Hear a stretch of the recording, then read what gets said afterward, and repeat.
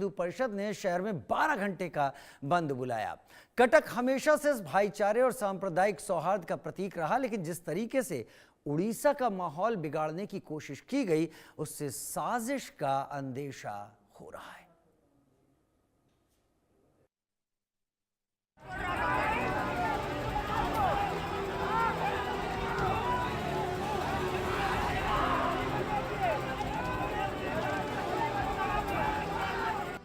क्यों झुलस रहा है ओडिशा का कटक? किसने रची ओडिशा को जलाने की साजिश? कटक में दुर्गा प्रतिमा विसर्जन जुलूस के दौरान दो गुटों के बीच हिंसक झड़प के बाद बवालियों ने शहर के कई हिस्सों को आग के हवाले कर दिया। तेज आवाज में डीजे बनाने को लेकर हुए विवाद ने हिंसक रूप ले लिया। देखते ही देखते कुछ लोगों ने छतों से जुलूस पर पत्थर और बोतलें फेंकनी शुरू कर दी, जिससे 25 श्रद्धालु घायल हो गए। घायलों में कटक के डीसीपी खिलाड़ी ऋषिकेश द्वन्यान देव भी शामिल हैं। भीड़ को तितर-बितर करने के लिए पुलिस को लाठीचार्ज भी करना पड़ा। कई गाड़ियां और दुकानें तोड़ दी गईं। लगभग 3 घंटे तक विसर्जन रुका रहा। बाद में कड़ी सुरक्षा में सुबह 9:30 बजे सभी प्रतिमाओं का विसर्जन कराया गया। फिलहाल हम कटक में हैं। कटक में 24 घंटे के लिए इंटरनेट को सस्पेंड कर दिया गया है। कल शाम 7 बजे से आज शाम 7 बजे तक कटक में इंटरनेट सस्पेंड रहेगा और कल से कर्फ्यू 36 घंटे के लिए अब लगा दिया गया है और तमाम जो पुलिस कर्मी हैं, तमाम पुलिस बल हैं यहाँ तैनात है। लगभग 60 प्लाटून जो पुलिस फोर्स है उनकी तैनाती है और आपको दिखाने की कोशिश करेंगे। तमाम जो पुलिस जवान हैं यहाँ तैनात है और आपको दिखाने की कोशिश करेंगे जिस दरगाह बाजार में ये दुर्गा पूजा के विसर्जन के समय ही ये जो वारदात सामने आया, उसके बाद तमाम मामला जो धीरे धीरे बढ़ता चला गया। उसके बाद झड़प होने लगी और यहाँ से पथराव शुरू हुआ और पथराव कांच के बोतल फेंके गए। उसके बाद तमाम घटना सामने आया। भुवनेश्वर कटक के पुलिस कमिश्नर सुरेश देवदत्ता सिंह ने बताया कि एक संगठन ने बाइक रैली की मंजूरी मांगी थी, जिसे खारिज कर दिया गया। इस वजह से पुलिस के साथ झड़प हुई। पथराव में 8 पुलिसकर्मी घायल हुए हैं। आज कटक में एक संगठन ने अपना बाइक रैली निकालने का परमिशन मांगी थी, जिसको परमिशन नहीं दिया गया, तो उस वजह से उनका पुलिस के साथ में क्लैश हुआ। जब पुलिस ने इम्प्लीमेंट किया कि आपको रास्ते से जाने नहीं दिया जाएगा क्योंकि सांप्रदायिक तनाव हो सकता है कहीं, इसके बाद पुलिस के ऊपर जो पथराव हुआ उसमें 8 पुलिस के लोग इंजर्ड हैं। बाद में बल प्रयोग करके इन लोगों को वहां से डिस्पर्स कर दिया गया। हम लोगों को ये भी संज्ञान में आया है कि ऐसी अफवाह फैलाई जा रही थी कि जिस दिन विसर्जन था एक दिन पहले, उस दिन इंडिविजुअल जो लोगों की पथराव हुआ था उसमें जो 4 लोग घायल थे उनमें से किसी की मृत्यु हुई है। ऐसी अफवाह के द्वारा लोगों का जो डिस्टर्बेंस हुआ उसको खोज खाज के लोगों को उसमें अरेस्ट किया जाएगा। 4 लोग जो उस दिन इंजर्ड हुए थे उसमें से सब माइनर इंजरी थी। 3 लोग उसी दिन डिस्चार्ज हो गए थे, मतलब कल, और एक का इलाज चल रहा है विश्वाल का। वहीं प्रशासन ने हालात को काबू में रखने के लिए पूरे शहर में कर्फ्यू लगा दिया। ये कर्फ्यू मंगलवार सुबह 10 बजे तक जारी रहेगा। इसके साथ ही इंटरनेट सेवाएं भी 36 घंटे के लिए बंद कर दी गई हैं और कई इलाकों में धारा 144 भी लगा दी गई है। कटक पुलिस की माने तो अब हालात काबू में हैं और सुधार के संकेत दिख रहे हैं। लोग घरों से निकलने लगे हैं। घायलों का इलाज जारी है। देखिए, कल वो घटना के बाद कल रात को 10 बजे से कल दिन 10 बजे तक 36 घंटा के लिए भारतीय नागरिक सुरक्षा संहिता का धारा 163 के तहत निषेधादेश जारी किया गया है। उसके में 5 या 5 से ज़्यादा लोग कहीं इकट्ठा नहीं हो सकते हैं। जहां भी ऐसे लोग बिना किसी इमरजेंसी काम से इकट्ठा हो रहे, उनको हम जगह छोड़ के अपने घर में रहने के लिए बता रहे हैं। और जितने एसेंशियल आइटम्स जैसे सुबह सुबह मिल्क बूथ हो गया, मिल्क वैन्स हो गया, medicine shops, hospital, petrol pump ये सब खुला रहेंगे। ये सब छोड़ के बाकी सारे कमर्शियल एस्टेब्लिशमेंट जितने हैं वो सब बंद रहेंगे। कटक पुलिस ने हिंसा और आगजनी के मामले में अब तक 6 लोगों को गिरफ्तार किया है। पुलिस उपद्रवियों की पहचान करने के लिए सीसीटीवी फुटेज और ड्रोन फुटेज खंगाल रही है और चश्मदीदों के बयान लिए जा रहे हैं। पुलिस का कहना है कि हिंसा और आगजनी में शामिल उपद्रवियों की जल्दी पहचान कर ली जाएगी। वहीं कटक प्रशासन ने विश्व हिंदू परिषद के आज बुलाए गए बंद के मद्देनजर शहर वासियों से शांति बनाए रखने की अपील की है। दुर्गा पूजा के समय पे जो कुछ एक स्पोरेडिक इंसिडेंट हुआ था उसको लेके एक साइड का कल एक रैली लेके आए थे।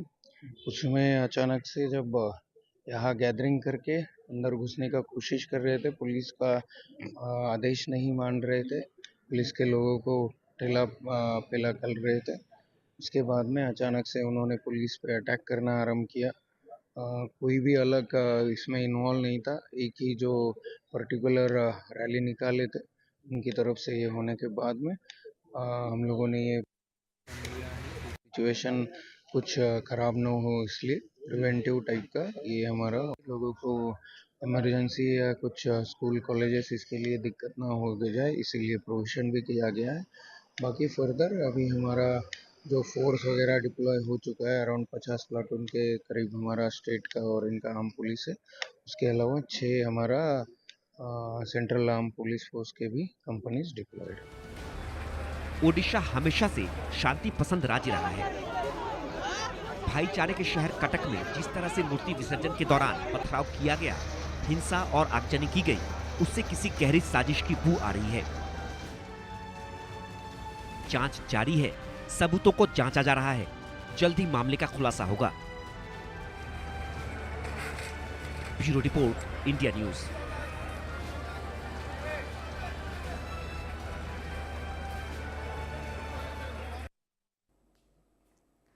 उड़ीसा हमेशा से पूरी तरीके से शांत राज्य रहा है। उड़ीसा वो राज्य रहा है जहां पर लोग भगवान जगन्नाथ की प्रार्थना आराधना में हमेशा लगे रहते हैं, क्योंकि ये एक धाम है और यहां समुद्र तट से जुड़ा हुआ है। ये पूरा उड़ीसा का राज्य शांति के अलावा और किसी चीज की बात करता नहीं दिखता। लेकिन यहां पर भी अगर ऐसी स्थिति उत्पन्न होती है तो फिर बात क्या है? हमने सर्वे किया, हमने लोगों से पूछने की कोशिश की और हमारा सर्वे इस वक्त आप मेरे साथ देख रहे हैं। पहला सवाल, क्या उड़ीसा के कटक में मूर्ति विसर्जन के दौरान पथराव सोची समझी साजिश थी?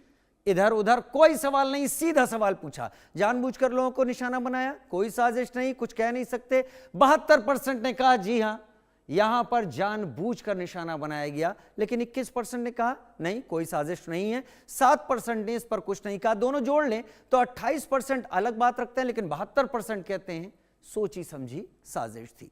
दूसरा सवाल हमने लोगों से पूछा और ये दूसरा सवाल भी बहुत कुछ स्पष्ट करता है। अगर सोची समझी साजिश थी तो फिर प्रशासन को इसकी भनक क्यों नहीं लगी? क्या प्रशासन की विफलता है?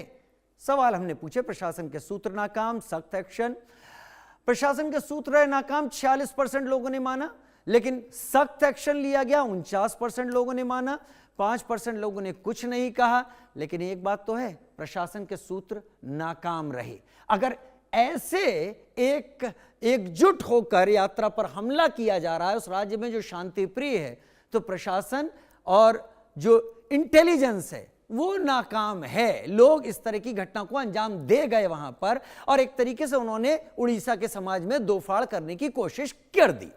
तीसरा सवाल, क्या उड़ीसा के समाज में जो हम पूछ रहे हैं सांप्रदायिकता को बढ़ावा देने की कोशिश हो रही है? आपकी राय? 3 हमने ऑप्शन दिए इस सवाल के साथ। क्या ऑप्शन थे? हां, नहीं, कह नहीं सकते। चलिए इसी पर पूछ लेते हैं। 38% लोगों ने कहा हां, सांप्रदायिकता को बढ़ावा देने की कोशिश की गई। 59% ने कहा नहीं, ऐसा नहीं हुआ। 3% ने कहा हम इस पर कुछ नहीं कह सकते। तो इस घटना को देखते हुए सांप्रदायिकता को बढ़ावा देने की कोशिश की गई, ऐसा लोग मान नहीं रहे हैं, अधिकतर लोग नहीं मान रहे हैं। लेकिन जो कुछ हुआ वो वाकई उन कुछ घटनाओं की याद दिलाता है जहां पर ऐसी धार्मिक यात्राएं निकली और उन पर पथराव हुए। किसने किए, किस तरीके से सोच समझ कर किए, उसका असर क्या था। दो खास मेहमान मेरे साथ जुड़ रहे हैं और बिना किसी बात को अपने दिमाग में रखे हुए जीएस प्रशांत प्रवक्ता बीजेपी, हुसैन हामिद प्रवक्ता कांग्रेस मेरे साथ जुड़ रहे हैं। सबसे पहले जीएस प्रशांत, मैं आपका रुख करता हूं और आप सिलसिलेवार मुझे बताइए, टोकना नहीं है आज मुझे, जब आपको लगे कि आपकी बात पूरी हो गई आप चुप हो जाएं और उसके बाद मैं अगले मेहमान पर जाऊंगा। यह घटना क्यों हुई, क्या इसके पीछे की वजह है, क्या कोई नफरत फैलाने की कोशिश है तो किसकी है, और प्रशासन को भनक क्यों नहीं लगी। जीएस प्रशांत, आपका समय। राजीव जी, पहला बात है कि प्रशासन जो है, जो कटक में या उड़ीसा में इतना सालों में कम्युनल वायलेंस नहीं हुआ था, शांतिपूर्ण एनवायरनमेंट था, इसलिए जो भी सोच समझ के जब गवर्नमेंट डिसीजन लेती है उसका थिंकिंग यही है कि कम्युनल वायलेंस इधर नहीं होगा, क्योंकि इतना सालों से शांति प्रिय रहे लोग। जो भी दुर्गा पूजा हो या गणपति विसर्जन हो या हनुमान जयंती हो, रामनवमी हो, कुछ नहीं हुआ था।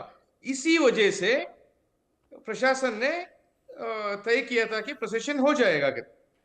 अगर आपने अभी अक्टूबर 3 तारीख को रात को कैसा हुआ, किस तरीके से हुआ था देखा, तो ये इंसिडेंट्स आप कर्नाटक में भी हुए थे,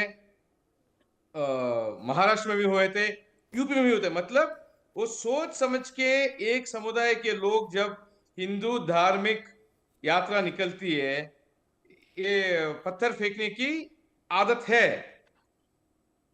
सितंबर में, अगस्त एंड में कर्नाटक में यही हुआ था, गणेश मूर्ति का विसर्जन के टाइम पे यही हुआ था। 2024 में भी कर्नाटक में यही हुआ था। 2023 में हनुमान जयंती के अवसर पर भी हुआ था। तो इसीलिए ये सोचना पड़ेगा कि हिंदू धार्मिक यात्रा के ऊपर क्यों ऐसा पत्थर फेंकना काम चल रहा है, क्योंकि दूसरा समुदाय का जब कोई धार्मिक यात्रा निकलती है, ये स्टोन पेल्टिंग नहीं होती है। अगर हनुमान जयंती का यात्रा निकलती है, रामनवमी प्रोसेशन निकलती है, गणपति महाराज की विसर्जन के टाइम पे होता है, या दुर्गा पूजा के टाइम पे, आप बताइए मेरे को ऐसा क्यों हो रहा है कि हिंदू धार्मिक यात्रा जब निकलती है उसी टाइम पे ये स्टोन पेल्टिंग क्यों होता है? कौन इसको आंसर देता है? किस वजह से हो रहा है? ये तो तुष्टीकरण का राजनीति से हो रहा है, और छोड़ के दूसरा उत्तर तो आप नहीं दे सकते ना। अब देखो 2024 से मैं आपको लिस्ट भी दे सकता हूं कहाँ का हुआ करके। 2025 में जब महाकुंभ मेला निकली थी, उधर भी यात्रियों को पत्थर फेंका गया था। होली के टाइम पे उत्तर प्रदेश, पंजाब, झारखंड, बिहार में भी यही हुआ था। जब राम जन्मभूमि के अवसर पर जनवरी 2024 में कर्नाटक, गुजरात और तेलंगाना, वेस्ट बंगाल में भी हुआ था। आप बताइए मेरे को, जब हिंदू धार्मिक यात्रा या हिंदू फेस्टिवल्स होते हैं, त्योहार बनाते हैं, उसी टाइम पे ये होता है। ये किस चीज से होता है? हर टाइम पे प्रशासन ये नहीं तय करते कि ठीक है अभी हिंदू धार्मिक यात्रा निकल रही है, इसके ऊपर लोग पत्थर फेंकेंगे करके। ऐसा सोच समझ के नहीं, ऐसा नहीं सोचेंगे ना। जो है, जो संविधान के भला करते हैं, जो संविधान को मानते हैं, ऐसा सोचना भी नहीं चाहिए करके जब हिंदू यात्रा निकलती है कोई पत्थर फेंकेगा, उसको उसके ऊपर इंटेलिजेंस करना है करके। तो इसीलिए मैं ये मानता हूं कि ये प्रशासन का फेल्यूर नहीं है, बल्कि ये जो भी 8-10 लोग अरेस्ट हुए हैं, उसे तय करना है कि उसको सोच समझ के कैसा किया। जो अभी इंटरनेट बंद किया 36 घंटों के लिए, अच्छी ही बात है, क्योंकि पता है 2020 में जब कर्नाटक में कांग्रेस का एक विधायक का घर के ऊपर जब अटैक हुआ था, एक समुदाय के लोग ने किया था, कैसा किए, 5 मिनट या 10 मिनट में 800 लोग इकट्ठा हो गए थे। इसीलिए अभी जो इंटरनेट बंद हो गया है, तो ये इंसिडेंट जो भी है, ठीक है, कल सुबह तक नहीं होगा। जीएस प्रशांत, संक्षेप में एक चीज मुझे और बता दीजिए, 20-30 सेकंड में ही बताइएगा कि हुसैन हामिद इंतजार कर रहे हैं। सरकार आपकी है, इतना सब कहने का मतलब क्या है? क्यों जनता इन सारी चीजों को सुने? सरकार आपकी है, जिम्मेदारी आपकी है, लोगों ने ये कर लिया, लोगों ने तय कर लिया, इतने लोग आ गए, स्टोन पेल्टिंग कर दी, धार्मिक यात्रा की ऐसी तैसी कर दी, सरकार तो आपकी है। क्या कहां थे लोग? राजीव जी, सरकार हमारे इसीलिए ही हो रहा है, मतलब जो हमारा सरकार नहीं थी, इस टाइम पे नहीं हो रहा था, जब भी भाजपा का सरकार आ जाती है, ये जो स्टोन पेल्टर्स या पत्थर फेंकने वाले आ जाते हैं, कहां से आते हैं, क्यों आते हैं? मतलब जो लोगों के मन में ये एक ऐसा फैलाना की चाहिए कि भाजपा का रूल स्टेट्स में ऐसा इंसिडेंट होता है करके। ठीक है, मतलब आप इशारा दे रहे हैं, दिस इज टूल किट, मतलब आप इशारा दे रहे हैं, आपका इशारा है, ये सब प्लान्ड है, जो सारी चीजें चल रही हैं सब प्लान्ड है, बीजेपी गवर्नमेंट को ये दिखाने की कोशिश है कि दंगे हो रहे हैं। लेकिन कुछ एक दो सर्वे हैं, हम सर्वे ले लेते हैं जरा सा, और सर्वे लेकर बताते हैं कि आखिर हमने जो लोगों से पूछा, लोगों ने क्या जवाब दिए। हमने अगला सवाल जो पूछा, वो पूछा हमने तनाव को खत्म करने के लिए ओडिशा सरकार की अभी तक की जो पहल है वो क्या ठीक है। लोगों के सामने हमने कई ऑप्शन रखे। सख्त कार्रवाई कर रही है उड़ीसा की सरकार, 64% लोगों ने माना। प्रशासन की लापरवाही 28% मान रहे हैं, 8% ने कहा कि हम कुछ इस पर कह नहीं सकते। अगला सर्वे हमारा ये यहां पर कि कटक में कर्फ्यू तो लगा दिया गया, लेकिन शांति का रास्ता निकालने की पहल शुरू हुई क्या? 21% ने कहा कि कोई पहल अभी शुरू नहीं हुई, अभी मुश्किल और बढ़ेगी, 28% ने कहा, और 51% ने अपना मुंह सिल लिया, इस पर कोई जवाब नहीं दिया। यानी ज्यादातर लोग खामोश हैं, कुछ कह नहीं रहे हैं। हुसैन हामिद मेरे साथ, प्रवक्ता कांग्रेस, मैं आपको भी उतना ही वक्त दे रहा हूं। हुसैन हामिद, आप भी अपने विस्तार से बताइए कि आखिर उड़ीसा जैसे शांत राज्य को इस स्थिति में पहुंचाने की कोशिश किसने की? इतने लोग कहां से आ गए? एक दो लोग होते, 10-5 लोग होते तो माना जा सकता था कि हाँ 10-5 लोग नाराज हुए और उन्होंने कर दिया, लेकिन एक बड़ी भीड़ शामिल हो जाती है। आपका इस पर टेक क्या है? अब तक की जांच, अब तक की घटना जो आप बतौर कांग्रेस प्रवक्ता समझ पा रहे हैं, बताएं। राजेश शर्मा जी, सबसे पहले तो मैं आपको करेक्ट कर दूं, मैं डॉक्टर हामिद हुसैन हामिद नहीं, डॉक्टर हामिद हुसैन। माफी चाहता हूं, मुझे जो जानकारी दी गई डॉक्टर हामिद हुसैन, डॉक्टर हामिद हुसैन। दूसरी बात, मैं सिविल सर्विस रहा हूं, डिफेंस में भी डायरेक्टर रहा हूं और होम मिनिस्ट्री में रहा हूं। थोड़ा सा मैं पार्टी लाइन में नहीं, जनरल जो बात है, जनरल एक पब्लिक हेल्थ से एक senior administrator. Time is all yours sir. Thank you so much. पहली बात तो मैं इनके जो टिप्पणी है उनसे मैं बताता हूं आपको। उन्होंने कहा कि ये जो है, पहली बात, उनका भर्तृहरि माता वहां के मेंबर ऑफ पार्लियामेंट है और बीजेपी के। उन्होंने खुद बताया कि ऐसी शंका थी कि इस बार ऐसी घटना होगी, कुछ लोग जेल से छूटे हैं और वो मिसक्रिएंस क्रिएट करने की कोशिश करेंगे। ये शांति प्रिय शहर है, हिंदू मुस्लिम सब मिलकर इसको प्रोसेसन को करते हैं। उस दिन हुआ भी, फ्राइडे को सारे हिंदू मुस्लिम सारे पार्टी के लोग मिलके किया और बंधु मिलन भी हुआ, सारे करते हैं। ये घटना कभी होती नहीं, ये बीजेपी के आने के बाद ही घटना हुई है। हमारे हिंदू, ये आपको उड़ीसा को दूसरे प्रदेशों के साथ कंपेयर मत कीजिए, यूपी बिहार और वो आपका महाराष्ट्र नहीं है, प्रशांत जी को कुछ मालूम नहीं है। दूसरी बात, जो पत्थरबाजी हुई है और जो पुलिस इंज्यूर्ड हुए हैं, 8 पुलिस इंज्यूर्ड हुए हैं, और जो आपके डीसीपी जो खिलाड़ी ऋषिकेश जो इंज्यूर्ड हुए हैं, वो बीएसपी के पथराव से हुए हैं। खुद ही बता रहे हैं कि बीएसपी वालों को रोका गया क्योंकि अनऑथराइज्ड रैली कर रहे थे। 10 हजार आदमी को इकट्ठा करने का प्रणाली थी और रैली कर रहे थे, रैली को रोका गया, तब पथराबाजी हुआ, 8 पुलिस आहत हुए। यह पुलिस कमिश्नर की रिपोर्ट है, प्रसाद जी खुद देखें। तीसरी बात, यहाँ 2 इंपोर्टेंट घटनाएं हुई हैं। पहली घटना ये है, जैसे कि 22 किलोमीटर दूर में चीफ मिनिस्टर रहता है, सारे गवर्नमेंट रहता है भुवनेश्वर में, कटक से। वही देखिए, जैसे मोदी साहब जैसे मणिपुर नहीं गए, लद्दाख नहीं गए, इस तरह यहाँ के मुख्यमंत्री भी कटक नहीं जा पाए, उनके यहाँ कोई मंत्री भी नहीं गए वहां। बल्कि आज मुख्यमंत्री यहाँ पर हैं नुआपड़ा में, जहाँ की बाय इलेक्शन होने जा रहा है अगले महीने। तो ये उनका प्राथमिकता है, ये तो उनका कमिटमेंट है। दूसरी बात, साजिश के लिए आपने कहा 70% साजिश किससे होगा? हिंदू मुस्लिम करने से किसको फायदा होता है? बीजेपी को फायदा होता है। पोलराइजेशन करने से फायदा इनको होता है। तो पहली बात यह है कि जब इंटेलिजेंस इनपुट दिया गया, भर्तृहरि माता वहां के एमपी कहा कि मैंने इनपुट दिए थे पहले से डीजी साहब को, और डीजी के हेडक्वार्टर ही कटक में है। डीजी का हेडक्वार्टर, डायरेक्टर जनरल पुलिस जो उड़ीसा का है, उनका हेडक्वार्टर ही वहां है। उनको हमने इन्फॉर्मेशन दिया, बीजेपी के एमपी कह रहे हैं, उसके ऊपर कार्रवाई क्यों नहीं? एक तो इंटेलिजेंस फेल्यूर है। दूसरी बात, जब आप घटना, छोटी मोटी घटना हुई सेंसिटिव एरिया में, उनके पुलिस फोर्सेस तैनात अच्छी तरह थे नहीं। और देखिए, पहला जो घटना हुई है वो है आपका हाथी पोखरी में। हाथी पोखरी में जो घटना हुई है वो हिंदू मुस्लिम घटना है ही नहीं, वो शेड्यूल कास्ट लोग चैतन्य महासभा का एक प्रोग्राम कर रहे थे, जहाँ के उनके किरमिसेस हुए। उसके बाद अब दरगाह बाजार में आपका अनऑथराइज्ड प्रोग्राम किया गया, जिसकी वजह से घटना हुई। मुझे लगता है होने के बाद रैली डिक्लेयर करते हैं डीएसपी वाले और मिस इन्फॉर्मेशन फैलाता है कि एक आदमी मर गया। जब रैली डिक्लेयर करते हैं नहीं, तो उस रैली पर में पुलिस ने हजारों कह दिया, उस पर पुलिस ने कह दिया कि हम उस पर भी काम कर रहे हैं अगर किसी के मरने की अफवाह फैलाई गई।